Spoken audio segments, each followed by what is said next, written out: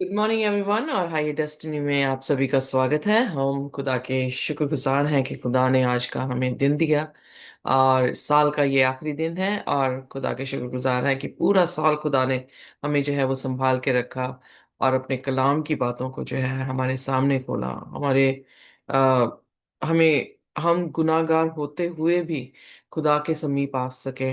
और आज भी जो है खुदा से यही दुआ करते हैं कि हमारे पापों को जैसे पूर्व पश्चिम से दूर है वैसे ही फेंकते हुए हमें कबूल करें। और आज की जो है वो अध्ययन को जो है हमारे सामने अच्छी तरह से जो है हमें एक्सप्लेन जो है वो करें, ताकि हम खुदा की तरबियत को और खुदा को जो है वो समझ सकें। गिनती उसका चौथा अध्याय है, हम उसकी पहली 11 आयत में देख चुके हैं किस तरह से कोहातियों को, जो कि अमरान और जकोबेत के परिवार है, जिसमें जो है अ, एक को हाथी यानी इमरान।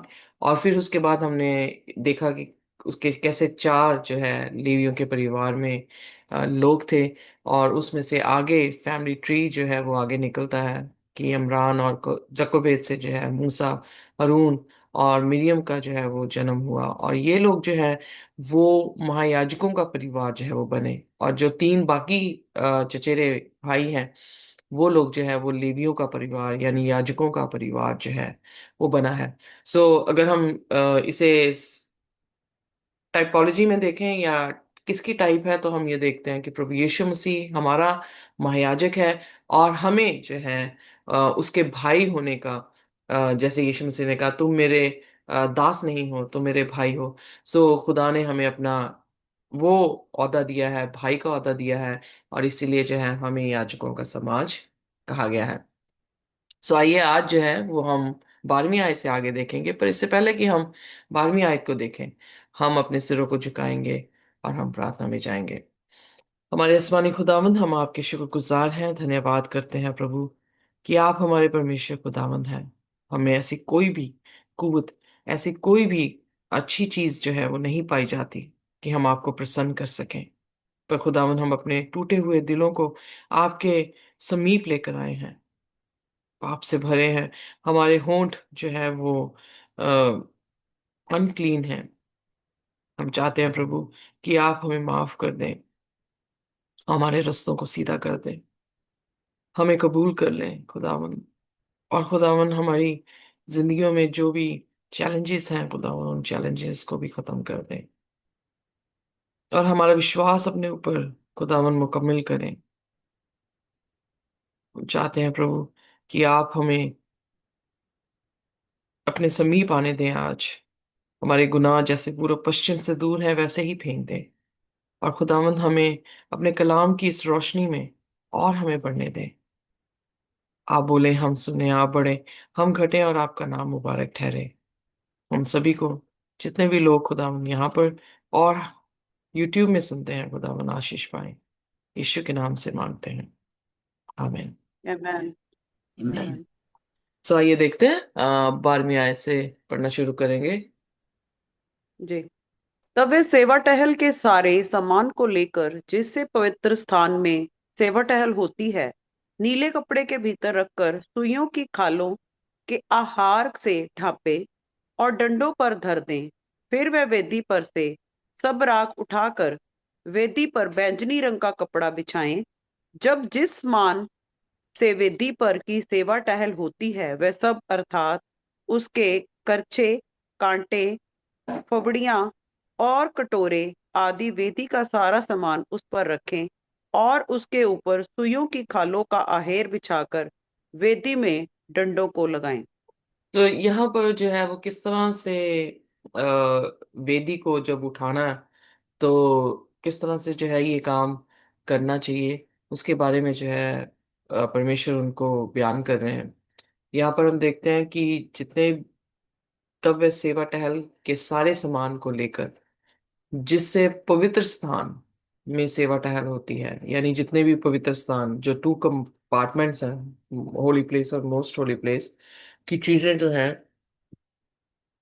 उन सभी को जो है वो नीले कपड़े के नीचे रखकर, और फिर यहाँ पर खालों का जिक्र आया है, सो हम ऑलरेडी इसके बारे में जिक्र कर चुके हैं। 13वीं आयत में देखते हैं कि वेदी पर जो है वो अ, वेदी पर से सब राख उठाकर वेदी पर बैंगनी रंग का कपड़ा जो है वो बिछाया जाए। वेदी जो है वो मेमने की कुर्बानी के लिए इस्तेमाल की जाती थी, और मेमने की कुर्बानी, मेमना अगर प्रभु यीशु मसीह है, तो उसकी कुर्बानी जो है जब दी गई, तो अगर आपको याद हो तो यीशु मसीह को भी बैंगनी कपड़े पहनाए गए और उसे कहा कि ये क्या है, राजा है। रिमेम्बर, गॉस्पल में जो है इसके बारे में बयान किया गया है, और उन्होंने जो है वो कांटों का ताज उसके सिर पर रखकर उसको मॉक कर रहे हैं, जी जी। और उसे जो है यू नो उसकी खिल्ली जो है वो उड़ाई जा रही है। सो वेदी को जो है वो बैंगनी रंग के कपड़ों के साथ, क्योंकि बैंगनी रंग जो है, अगर हम यशाया उसका पहला अध्याय और उसकी 18 आयत पढ़े, आइए देखते हैं। यशाया उसका पहला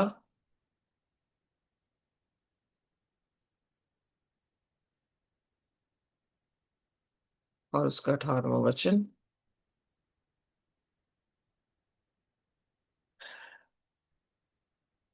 उसमें लिखा है, आओ हम वाद विवाद करें, अगर तुम्हारे गुनाह किरमची रंग के क्यों ना हो, मैं उन्हें बर्फ के मानंद सफेद कर दूंगा। पढ़ देंगे सिस्टर जी हिंदी में? कौन सा? ये शायद उसका पहला अध्याय और उसके 18 आयत। जी।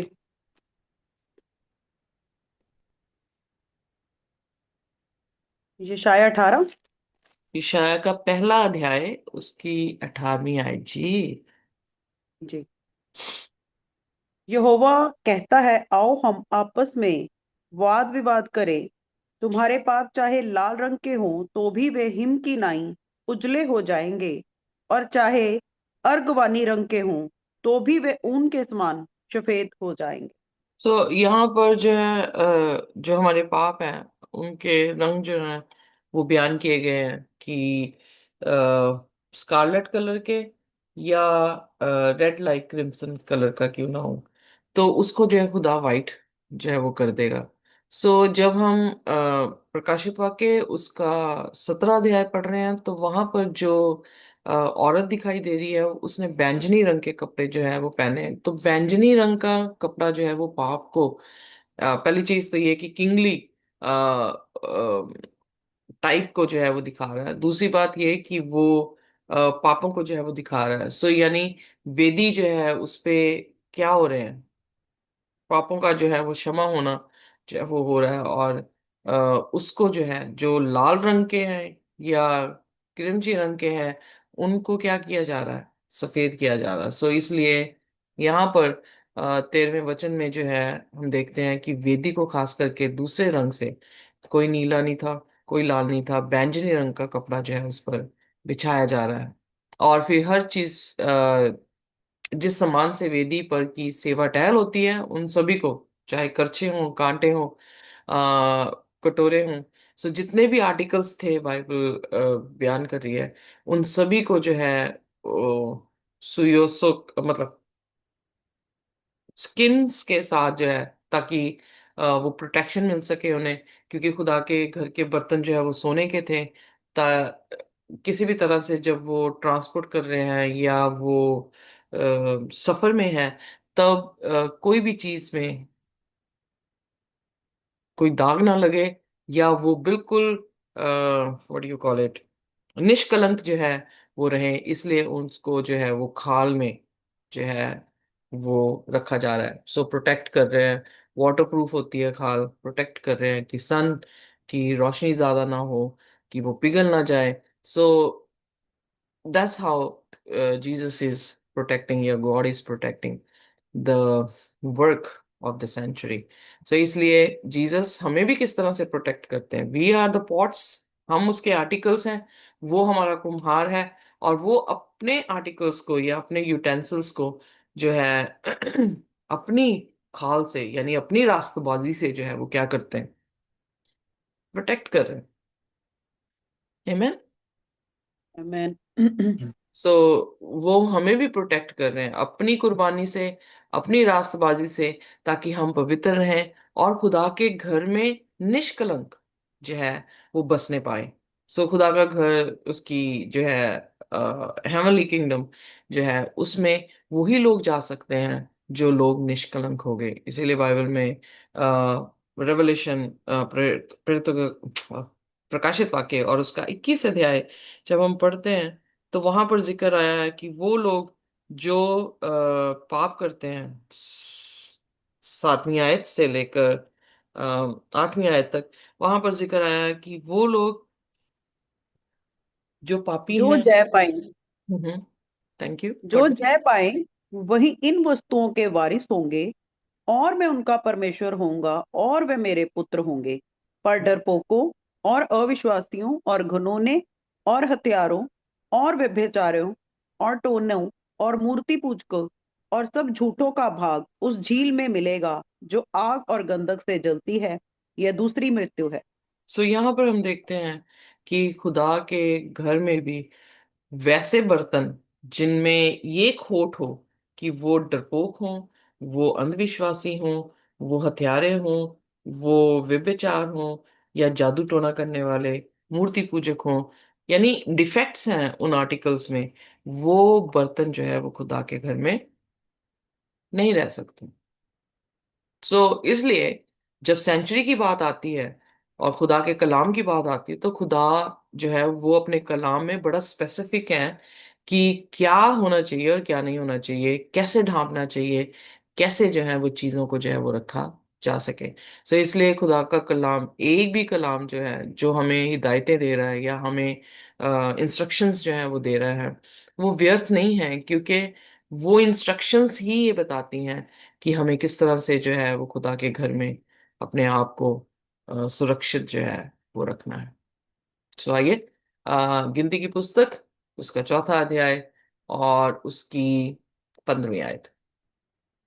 और जब हरून और उसके पुत्र छावनी के कूच के समय पवित्र स्थान और उसके सारे सामान को ढांप चुके, तब उसके बाद कहाती उसके उठाने के लिए आए, पर किसी पवित्र वस्तु को ना छुएं, कहीं ऐसा ना हो कि मर जाएं।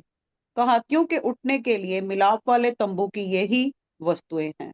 यहाँ पर हम देखते हैं कि जो महायाजक था, उसका ये सारा काम था कि वो सेंचुरी के होली प्लेस और मोस्ट होली प्लेस की चीजों को जो है वो क्या कर दे, ढांप दे।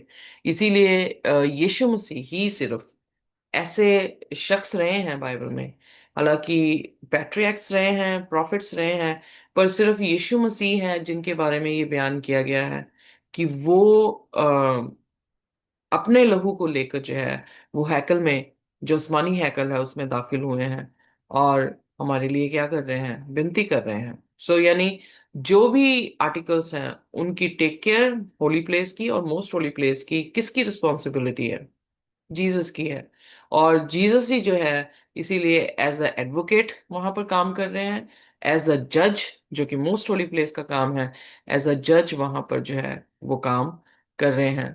इसलिए सारी चीजों को तमाम करते हुए, जब हम, अगर आपको याद हो, हम प्रकाशित वाक्य उसका 8 उसकी पहली आयत में देखते हैं, तो आधे घंटे का जो है वहां पर साइलेंस जो है वो बताया गया है, क्योंकि वो 7वीं जो है वो मोहर है, 7वीं मोहर यानी आखिरी मोहर है, जब कि साइलेंस आसमान की बादशाहत में होगी, जो ये दिखाता है कि खुदा हैकल से जो है अपने काम को तमाम करता हुआ जो है वो बाहर आएगा, और उस समय जो है वो अपने फरिश्तों के साथ जो है इस धरती पर अपने लोगों को लेने के लिए आएंगे। इसलिए होली प्लेस और मोस्ट होली प्लेस की जितनी भी एक्टिविटीज हैं, वो सारी की सारी किसको सुपुर्द की गई हैं? यीशु मसीह को। इसलिए कोई भी जन, हम इंसान जो कि कोहातियों में से चचेरे भाई हैं, वो ये काम नहीं कर सकते। बाइबल में क्या लिखा है कि कोई भी उन पवित्र वस्तुओं को ना छुए, ऐसा ना हो कि वो मर जाए। एक स्पेसिफिक वर्क है महायाजक का, जो वो ही कर सकता है और कोई नहीं कर सकता है। जब हम दानियल की पुस्तक पढ़ रहे थे, उसके 7वें अध्याय में, उसके 8वें अध्याय में, हमने देखा कि एक ऐसा पशु है जो खुदा के हैकल उसकी हैकल की सच्चाई को मिट्टी में मिला रहा है। क्यों मिला रहा है, हमने ऑलरेडी जो है वो सीखा कि वो खुदा के मंदिर में, जब हम दूसरा तस्लोनियन उसके दूसरे अध्याय में हम पढ़ रहे थे। आइए देखते हैं दूसरा तस्लोनियन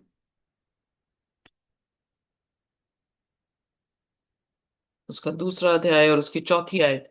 तो वहां पर जिक्र आ रहा है कि उसने सेंचुरी को मिट्टी में क्यों मिलाया, क्योंकि जहां पर होली और मोस्ट होली प्लेस में जीसस की प्रेजेंस होनी चाहिए, वो उस जगह में क्या कर रहा है, पशु अपनी प्रेजेंस जो है वो दे रहा है। आइए देखते हैं, पढ़ते हैं दूसरा जो विरोध तस्लोनियन। करता जो विरोध करता है और हे हर एक से जो परमेश्वर या पूज्य कहलाता है, अपने आप को बड़ा ठहराता है, यहाँ तक कि वह परमेश्वर के मंदिर में बैठकर अपने आप को परमेश्वर प्रकट करता है। सो क्या हालेलुया। समझ आया? अगर खुदा के मंदिर में अपने आप को परमेश्वर की तरह वो रख रहा है, तो उसने क्या किया? उसने विरोध। उसने विरोध कर दिया, क्योंकि उसने होली प्लेस की चीजों को टच किया, और वो क्या होगा? He will die. इसलिए एंटी क्राइस्ट, जिसका अर्थ है खुदा की जगह पर बैठना, खुदा के जो ऑर्डिनेंसेस हैं उसके अनुसार सिर्फ प्रभु यीशु मसीह ही हैं जो हैकल के अंदर बैठ सकते हैं, जो हैकल की सारी एक्टिविटीज कर सकते हैं। चाहे वो एक मन्ने के रूप में हो, चाहे वो एक शेपर्ड के रूप में हो, क्योंकि आर्क ऑफ कवेनेंट में हरून की छड़ी जो है वो रखी गई है, मन्ना रखा गया है, 10 हुक्म है। और इसीलिए आप जब दानियल की पुस्तक उसके 7 अध्याय में पढ़ते हैं, तो वहां पर बड़ी बखूबी से खुदा ने बयान किया है कि ये पशु जो है वो क्या करेगा, मेरे समयों को और मेरी व्यवस्था को बदलने की चाह रखेगा। तो समयों और व्यवस्था कहाँ पर रखी गई है? मोस्ट होली प्लेस में। इसका मतलब एंटी क्राइस्ट जो अपने आप को खुदा की जगह में इस धरती पे रख रहा है, खुदा के मंदिर में है, और खुदा की व्यवस्था को चेंज कर रहा है, तो आप देख सकते हैं कि वो होली और मोस्ट होली प्लेस में भीतर जाके सारी चीजों को क्या कर रहा है, स्वॉपिंग कर रहा है, रिप्लेस कर रहा है चीजों को। तो क्या खुदा इस चीज को पसंद करेगा? नहीं। नहीं करेगा। इसीलिए जब हम प्रकाशित वाक्य उसका 22 उसकी 16 में पढ़ते हैं, तो वहां पे लिखा है कि कोई भी चीज जो भी इंसान ऐड करेगा खुदा के वचन में या उसको डिलीट करेगा, वो क्या होगा? वो मौत का भागी होगा, उसे जिंदगी जो है वो नहीं मिल पाएगी। आइए देखते जी। हैं दानियल उसका 7 और उसकी 24 और 25 आयत। जी। दानियल 7 का 24 और 25। जी। जी। और उन 10 सिंगों का अर्थ ये है कि उस राज्य में से 10 राजा उठेंगे, और उसके बाद उन पहलों से भिन्न एक और राजा उठेगा जो 3 राजाओं को गिरा देगा। और वह परम प्रधान के विरुद्ध बातें कहेंगे और परम प्रधान के पवित्र लोगों को पीस डालेंगे, और समय और व्यवस्था के बदल देने की आशा करेगा, वरन 3.5 काल तक वे सब उसके वश में कर दिए जाएंगे। यहाँ पर हम एक पशु को, एक ऐसे राज्य को देखते हैं जो उदय हुआ है, जो कि 10 राज्यों के बंटने के बाद, अगर दानियल उसके दूसरे अध्याय में देखें या दानियल उसके 7 अध्याय में देखें, तो खुदा जो है वो आने वाली नबूवतों को जो है वो दानियल को बता रहा है। दूसरे अध्याय में नबूकदनेस्सर राजा को स्वप्न देकर एक मूरत दिखाई गई, और वो उस मूरत के धातु जो थे वो अलग अलग राज्यों को बता रहे थे, और जब पाँव में आया तो 10 उंगलियां दिख रही हैं, और 10 उंगलियों में से एक छोटा सा राज्य, जो कि 7वें अध्याय में उसके बारे में और एक्सटेंड कर दी गई है प्रोफेसी, वो बताया गया है कि वो क्या करने वाला है। और जब हम 8 अध्याय में आते हैं, तो 8 अध्याय में भी उसको और खुदा ने जो है रिपीट किया जा रहा है, और फिर उसके बाद उसे और संक्षेप में जो है वो बताया जा रहा है कि वो क्या करने वाला है।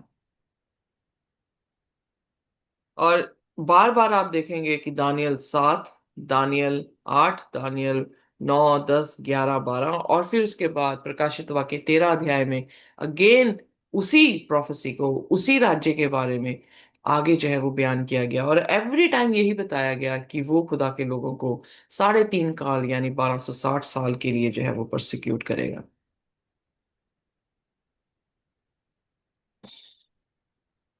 जी।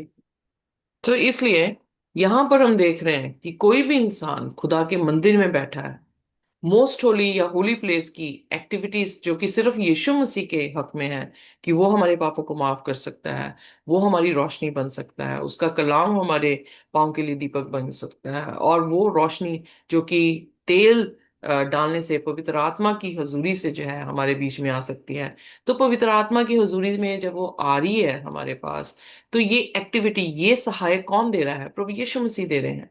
कैसे हो सकता है कोई इंसान क्लेम करे कि आपको मैं अभी पवित्र आत्मा जो है वो आ रहा है, या हम क्लेम करें कि पापों को जो है वो माफ कर दिया जा रहा है, या क्लेम करें कि आपके आने वाले समय में जो है बड़ी खुशहाली जो है वो आएगी?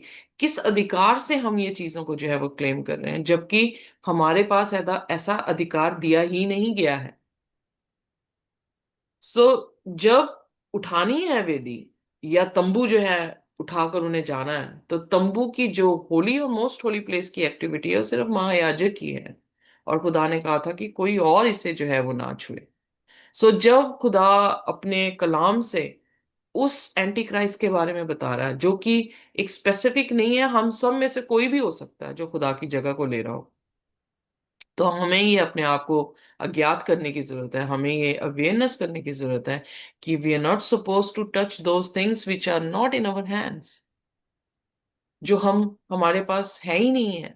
हमारा काम जो है वो डिफरेंट है, जीसस का काम जो है वो डिफरेंट है। बट यस, हम जैसे चचेरे भाई थे, गरारी, मरारी या कोहाती, वो उनको जो काम दिया गया है, वैसे ही खुदा ने हमें भी सहायक अपना बनाया है। सो हम यीशु मसीह के सहायक हैं, हम यीशु मसीह की बाजुएं हैं, हम यीशु मसीह के अंग हैं, जो कि क्या कर रही है, एक पूरी देह को जो है वो बना रही है। नहीं। जी। और उस देह में हम, अगर हमें वरदान दिए गए हैं, तो उन वरदानों में किसी भी तरह की कंफ्यूजन जो है वो नहीं होनी चाहिए। क्योंकि अगर किसी भी तरह से मेरा लंग कम्युनिकेट नहीं कर रहा राइटली मेरे हार्ट के साथ, या मेरी डिफरेंट पार्ट ऑफ बॉडी के साथ, तो वो इसका मतलब सिक है। सो कैसे हो सकता है कि इवन डिफरेंट टंग्स का वरदान भी अगर हमें नहीं अंडरस्टैंड हो रहा, तो व्हाट डज दैट मीन? कि कम्युनिकेशन ही अच्छी तरह से नहीं हो रही, हम समझ नहीं पा रहे हैं, तो इसका मतलब वो जो गिफ्ट है is a sick gift, is not a healthy gift. जी। So God is very particular, खुदा जो है वो बड़े पर्टिकुलर है अपने कलाम में, कि उसकी चीजों को जैसे अपॉइंट किया गया है, उसके इस हिसाब से जिसको अपॉइंट किया गया है उसको छोड़। क्योंकि दाऊद ने भी ऐसे ही किया। तो दाऊद जब आर्क ऑफ कवेनेंट लेकर आ रहा है, तो आर्क ऑफ कवेनेंट जैसे ही थोड़ी गिरने वाली हुई, तो मुझे नाम भूल गया, उस व्यक्ति ने जो है वो हाथ दिया, और उसी टाइम जो है वो मर गया। क्योंकि सिर्फ महायाजक उसे जो है वो छू सकते थे, यही याजक। सो दूसरा ले मेंबर जो है वो नहीं छू सकता था। सो इसलिए बी केयरफुल, जो काम हमारा है हम सिर्फ उसी पे तवज्जो करें, जो खुदा का काम है उस जगह को हम ना ही लें, तो अच्छा है। ओके। सो 16वीं आयत। और जो वस्तुएं हारून याजक के पुत्र एलियाजर के रक्षा के लिए सौंपी जाएं वे ये हैं, अर्थात उजाला देने के लिए तेल और सुगंधित धूप और नित्य अनबलि और अभिषेक का तेल और सारे निवास और उसमें की सब वस्तुएं और पवित्र स्थान और उसके कुल समान। फिर यहोवा ने उसके कुल मूसा। समान। या सो यहाँ तक हम जब जो है आज पढ़ेंगे, क्योंकि हारून और उसके बेटों को जो है वो अपॉइंट किया गया, उनका जॉब डिस्क्रिप्शन जो है यहाँ पर दिया गया, आज की भाषा में जो हम कह सकते हैं कि उनका जॉब रोल क्या था। वो महायाजकों का समाज था, उनके हाथ में कौन सी चीजें जो है वो खुदा ने दी थी। सो इसलिए आर्टिकल्स जितने भी यहाँ पे बताए गए हैं कि चाहे वो तेल का जिक्र कर रहा है, चाहे उजाला का जिक्र कर रहा है, सुगंधित धूप, ऑल्टर ऑफ इंसेंस जो कि होली प्लेस का आर्टिकल है, और फिर नित्य अन्न बलि जो कि ऑल्टर कोर्टयार्ड में था, उसके बारे में बात, अभिषेक का तेल, सारे निवास, यानी पूरा सेंचुरी का जो है आर्टिकल्स जो थे वो किसके हाथ में दिए गए? हरून और उसके बेटों के हाथ जी। में जो है वो दिए गए। सो हरून और उसके बेटे, वेल, हरून महायाजक था जो कि यीशु मसीह का टाइप था, और उसके बेटों को भी जो है वो यही जो है वो काम दिया गया। सो इसलिए यीशु मसीह ने अगर हमें भाई कहा है, तो यीशु मसीह हमें क्या कह रहे हैं? बेटे और बेटियां भी जो है वो कह रहे हैं। सो इसलिए वही बेटे उसके हो सकते हैं जो उसके जैसे दिखेंगे, आमीन। और जब उसके आमीन। जैसे हम दिखेंगे तो हम खुदा के उस काम के बीच में जो है वो शरीक होंगे, और किसी भी तरह से हम यू नो अपवित्र होके पवित्र चीजों को जो है वो नहीं छुएंगे। इसीलिए ओल्ड टेस्टामेंट जो है वो पवित्र और अपवित्र दोनों को डिफरेंशिएट करता है। आप खाने में देख लें, लेवावस्था में हमने 11 अध्याय में जो है अपवित्र और पवित्र जानवर, पक्षी जो है वो देखे हैं, क्या हमें खाना है और क्या हमें जो है वो नहीं खाना है। सो गॉड इज वेरी पर्टिकुलर कि हम पवित्र और अपवित्र को मिक्स ना करें, एमेलगमेशन जो है वो नहीं होनी चाहिए। और यही एमेलगमेशन हमने देखी कि 7 कलीसियाओं में, परगमस के कलीसिया में जो है वो एमेलगमेशन हुई, यानी जो खुदा का वचन है उसमें जो है वो गैर जातियों का वचन जो है वो डाल दिया गया। हाल ही में कोई मुझसे बात कर रहा था और कह रहा था कि साउथ इंडिया में, खास करके तमिलनाडु में जो है, अमावस्या को भी जो है उसका दिन भी जो है वो मनाया जाता है। तो वो खुद ही कह रहे थे कि क्रिश्चियनिटी जो है वो कहाँ रह गई अगर हम दूसरे गैर जातियों के समान जो है उन दिनों को जो है महत्व देने लगे तो। So what is Christianity then? हम कैसे डिस्प्ले कर रहे हैं क्रिश्चियनिटी को? सो बी वॉचफुल कि हम क्या कर रहे हैं। अगर, तभी तो मूसा ने कहा कि जो भी खुदा की सेवा करने के लिए रेडी है वो इस लाइन से इस तरफ आ जाए। आज भी दुनिया में यही हो रहा है। जो खुदा को जानते हैं, खुदा के हुक्म मानना चाह रहे हैं, उन्हें कह दिया गया है कि आप दुनिया से अलग हो जाएं। Are you clear what I'm saying? जी जी जी जी जी। सो कितनी कलीसियाएं हैं? कौन सी पवित्र कलीसिया खुदा उठा के लेके जाने वाला? अगर आप उस कलीसिया के सदस्य होना चाह रहे हैं या आप उस कलीसिया के सदस्य हैं, तो एवरी टाइम प्रॉफिट्स ने क्या किया है? कॉलिंग दी है और उन्हें कहा है कि लाइन के इस तरफ हो जाएं। हर एक जी। कलीसिया, I should not say that, but हर कलीसिया में खुदा के लोग हैं। हर कलीसिया में खुदा अपनी वफादारी देख रहा है, अपने लोगों में देख रहा है, बट हमें अपने आप को अलग करना होगा। तभी आम आम दुनिया से, आप आम कलीसिया के लोगों से हमें अपने आप को अलग करना होगा, ताकि हम अलग से दिखें कि हम खुदा के याजकों का समाज है। आमीन। Amen? आमीन। सो खुदा हमें भी कुव्वत दे, ताकत दे कि हम अपने डिसीजंस जो हैं वो खुदा के कलाम के अनुसार जो है वो बना सकें, और डिस्प्ले और रिफ्लेक्ट कर सके कि we are different than the world. आइए अपने सिरों को झुकाएंगे और हम प्रार्थना में जाएंगे। कोई भी जन जो है वो हमारे लिए प्रार्थना कर सकता है। आइए हम प्रार्थना में चलें। Hallelujah, hallelujah, hallelujah. धन्यवाद, धन्यवाद, धन्यवाद है मेरे महान स्मर्ति प्रभु यीशु, ਜ਼ਮੀਨ ਅਸਮਾਨ ਦੇ ਖਾਲਿਕ ਔਰ ਮਾਲਿਕ ਮੇਰੇ ਪਿਤਾ, ਮੈਂ ਤੁਹਾਡਾ ਧੰਨਵਾਦ ਕਰਦੀ ਹਾਂ ਪ੍ਰਭੂ ਅੱਜ ਦੇ ਦਿਨ ਦੇ ਲਈ ਪਰਮੇਸ਼ਵਰ। ਪ੍ਰਭੂ ਅੱਜ ਦੇ ਦਿਨ ਦੇ ਵਿੱਚ ਜਦੋਂ ਅਸੀਂ ਆਨੰਦਿਤ ਹਾਂ ਪਰਮੇਸ਼ਵਰ, ਮਗਨ ਹਾਂ ਪਰਮੇਸ਼ਵਰ ਔਰ ਤੇਰੇ ਚਰਨਾਂ 'ਚ ਬੈਠੇ ਹਾਂ, ਅਸੀਂ ਤੁਹਾਡਾ ਧੰਨਵਾਦ ਕਰਦੇ ਹਾਂ। ਸਾਡੇ 'ਚ ਕੋਈ ਯੋਗਤਾ ਨਹੀਂ ਹੈ ਮੇਰੇ ਪਿਤਾ ਪਰਮੇਸ਼ਵਰ ਕਿ ਅਸੀਂ ਤੇਰੇ ਚਰਨਾਂ 'ਚ ਆ ਸਕੀਏ ਪਰਮੇਸ਼ਵਰ, ਪਰ ਤੇਰੀ ਦਇਆ, ਤੇਰਾ ਰਹਿਮ ਕਿ ਅਸੀਂ ਤੇਰੇ ਚਰਨਾਂ 'ਚ ਬੈਠੇ ਹਾਂ, ਉਹ ਤੇਰੀ ਹੀ प्रभु जी ਇਹ ਯੋਜਨਾ ਹੈ। ਮੇਰੇ ਪਿਤਾ, ਅਸੀਂ ਤੁਹਾਡਾ ਧੰਨਵਾਦ ਕਰਦੇ ਹਾਂ। ਤੁਸੀਂ ਬੋਲਿਆ ਹੈ ਕਿ ਨਾ ਧਨੀ ਆਪਣੇ ਧਨ ਤੇ ਔਰ ਨਾ ਬੁੱਧੀਮਾਨ ਆਪਣੀ ਬੁੱਧੀ ਤੇ, ਅਗਰ ਕਮਾਂਡ ਕਰਨਾ ਹੈ ਤਾਂ ਤੁਸੀਂ ਇਹ ਕਮਾਂਡ ਕਰੋ ਕਿ ਤੁਸੀਂ ਮੈਨੂੰ ਜਾਣਦੇ ਹੋ। ਮੇਰੇ ਪਿਤਾ, ਅਸੀਂ ਤੁਹਾਡਾ ਧੰਨਵਾਦ ਕਰਦੇ ਹਾਂ ਕਿ ਪਰਮੇਸ਼ਵਰ ਅਸੀਂ ਵਚਨਾਂ ਦੇ ਦੁਆਰਾ ਪਰਮੇਸ਼ਵਰ ਤੁਹਾਨੂੰ ਜਾਣ ਪਾਉਂਦੇ ਹਾਂ। ਉਹ ਵਚਨ ਜੋ ਸਾਨੂੰ ਤੁਸੀਂ ਗਹਿਰਾਈ ਦਿੰਦੇ ਹੋ ਪਰਮੇਸ਼ਵਰ, ਸਾਡੇ ਵਿੱਚ ਗਹਿਰੇ ਉਤਰਦੇ ਨੇ ਮੇਰੇ ਪਿਤਾ, ਔਰ ਅਸੀਂ ਪ੍ਰਭੂ ਤੇਰੇ ਵਿੱਚ ਤੇਰੇ ਪ੍ਰੇਮ ਔਰ ਤੇਰੇ ਵਿਸ਼ਵਾਸ ਚ ਵੱਧਦੇ ਜਾ ਰਹੇ ਹਾਂ। ਮੇਰੇ ਪਿਤਾ, ਅਸੀਂ ਤੁਹਾਡਾ ਧੰਨਵਾਦ ਕਰਦੇ ਹਾਂ ਪ੍ਰਭੂ ਇਹਨਾਂ ਗਹਿਰਾਈਆਂ ਨੂੰ ਦੇਣ ਦੇ ਲਈ ਪਰਮੇਸ਼ਵਰ, ਕਿ ਤੂੰ ਮਹਾਨ ਪਿਤਾ ਹੈ ਪ੍ਰਭੂ, ਆਜ ਤੋਂ ਲੈ ਕੇ ਅੰਤ ਤੱਕ ਤੂੰ ਹੀ ਪਰਮੇਸ਼ਵਰ ਹੈ। ਮੇਰੇ ਪਿਤਾ, ਅਸੀਂ ਤੁਹਾਡਾ ਧੰਨਵਾਦ ਕਰਦੇ ਹਾਂ ਕਿ ਅਸੀਂ ਤੇਰੀ ਨਿਜ ਕੌਮ ਹਾਂ। ਪਰਮੇਸ਼ਵਰ, ਆਪਣੀ ਬਰਕਤ ਔਰ ਆਸ਼ੀਸ਼ ਸਾਡੇ ਉੱਤੇ ਬਣਾਈ ਰੱਖ, ਆਪਣਾ ਛੇਦਾ ਹੱਥ ਵਧਾ ਕੇ ਸਾਡੇ ਪਰਿਵਾਰਾਂ ਨੂੰ ਸੰਭਾਲ ਮੇਰੇ ਪਿਤਾ। ਪ੍ਰਭੂ, ਅਸੀਂ ਤੇਰਾ ਧੰਨਵਾਦ ਕਰਦੇ ਹਾਂ ਕਿ ਅਸੀਂ ਤੇਰੇ ਪੰਖਾਂ ਦੀ ਆੜ ਦੇ ਵਿੱਚ ਹਾਂ ਪਰਮੇਸ਼ਵਰ। ਅਸੀਂ ਆਪਣੇ ਪੂਰੇ ਪਰਿਵਾਰ ਨੂੰ ਵੀ ਪ੍ਰਭੂ ਤੇਰੇ ਹੱਥਾਂ ਵਿੱਚ ਦਿੰਦੇ ਹਾਂ। ਤੁਹਾਡੀ ਜੋ ਵੀ ਯੋਜਨਾ ਸਾਡੇ ਲਈ ਹੈ ਪਰਮੇਸ਼ਵਰ, ਉਹੀ ਪੂਰੀ ਹੋਏ ਪਰਮੇਸ਼ਵਰ। ਸਾਡੇ ਸਾਰੇ ਪਲਾਨ ਕੈਂਸਲ ਹੋ ਜਾਣ ਔਰ ਤੇਰੇ ਪਲਾਨ ਸਾਡੀ ਜ਼ਿੰਦਗੀਆਂ 'ਚ ਲਾਗੂ ਹੋ ਜਾਣ। ਅਸੀਂ ਆਪਣੇ ਆਪ ਨੂੰ ਤੁਹਾਡੇ ਹੱਥਾਂ ਵਿੱਚ ਦਿੰਦੇ ਹੋਏ ਇਸ ਪ੍ਰਾर्थना ਨੂੰ ਮੰਗਦੇ ਹਾਂ ਪਿਆਰੇ ਬੇਟੇ खुदावन यीशु मसीह ਦੇ ਸਮਰਥੀ ਨਾਮ ਦੇ ਵਿੱਚ, आमेन। खुदा की शांति और उसका अनुग्रह हमारे साथ जब तक हम प्रभु यीशु मसीह को रूबरू ना देख लें, इसी तरह से बना रहे। आमेन। आमेन।